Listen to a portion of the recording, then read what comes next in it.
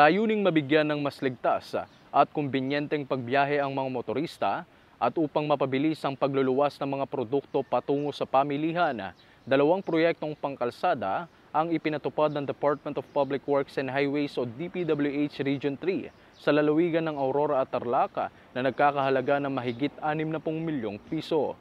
Binigyang diin ni Aurora District Engineer Roderick Andala na ang pagsasaayos sa Alfonso Castañeda Maria Aurora San Luis Road na matatagpuan sa Barangay Santo Tomas Maria Aurora ay magbibigay daan sa mas pinabilis at maginhawang biyahe para sa mga residente patungo sa kalapit na mga bayan tulad ng Baler.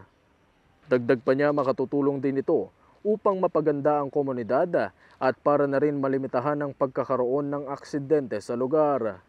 Kabilang sa 56.57 milyong proyekto ay ang asphalt overlaying at provision of concrete shoulder sa 2.07 kilometrong bahagi ng kalsada upang masiguro ang kaligtasan ng mga motoristang dumaraan dito.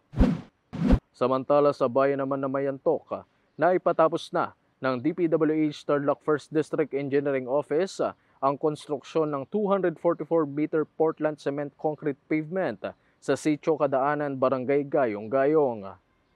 Ayon kay D.E. Neil Farala, ang 4.84 milyong proyekto ay makapagbibigay ng malaking benepisyo sa lokal na komunidad, partikular sa mga magsasaka, sa mas kumbinyenteng pagdadala ng kanilang mga produkto patungo sa mga kalapit na pamilihan.